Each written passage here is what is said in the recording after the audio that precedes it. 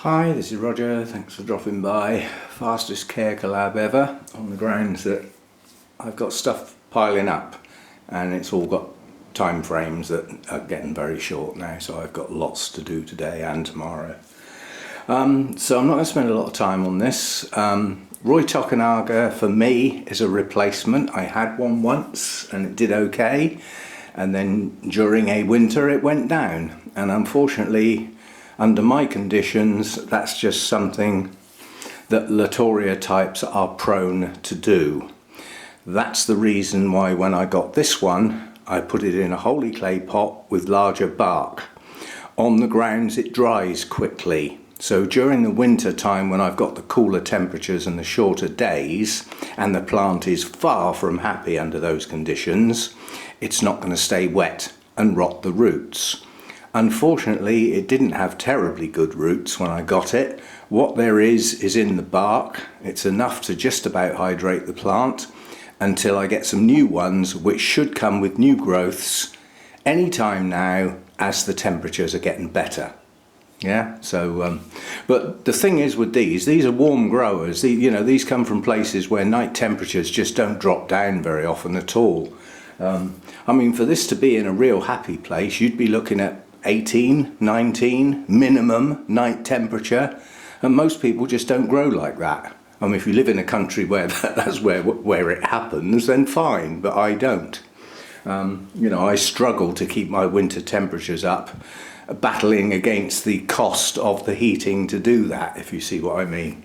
So in principle these are not a good choice for me, but I like the blooms so much that I persevere with them, if you see what I mean. Now the marks on the leaves on here are from nibbles from scale that hopefully have been removed, but these are scale magnets, these sorts. They love getting down in here, in these nooks. They love it. And on the underside of the leaves you've got to just watch out. If you've got scale around, then the chances are they're going to get on your Latouria types. And even though these are thick fleshy leaves, they mark really easy. So a nibble from a single immature scale is still going to leave a mark, and of course the marks stay there forever, and they're a possible source of infection because you've got damaged tissue. So keep your eye on the bugs, and as I said, in ideal circumstances, nice even light. I wouldn't say excessively bright, they'll probably singe. The areas they come from, they would get natural shading most of the time from leaf canopy and stuff like that. But they like to stay warm, they like good humidity and airflow. Warm, humidity and no airflow often spells rot. Bacterial infections and stuff. You need to keep the air moving.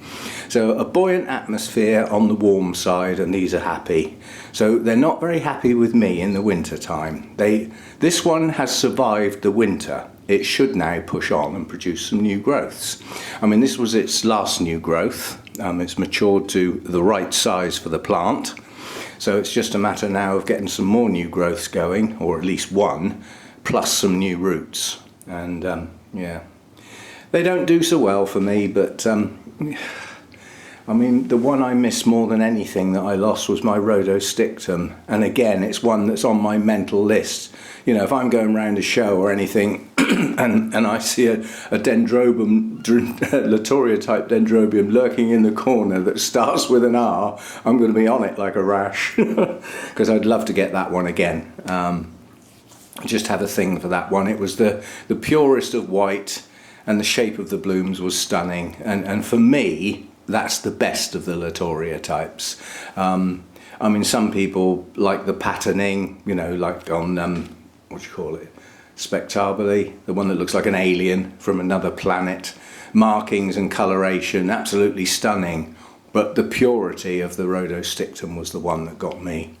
Anyway, Roy Tokunaga replacement, haven't had it long, hasn't really had a chance to establish yet. Hopefully during this growing season it will get going, and has yet to bloom for me. I haven't had it long enough, so we'll see what happens. Bye for now, see you next time.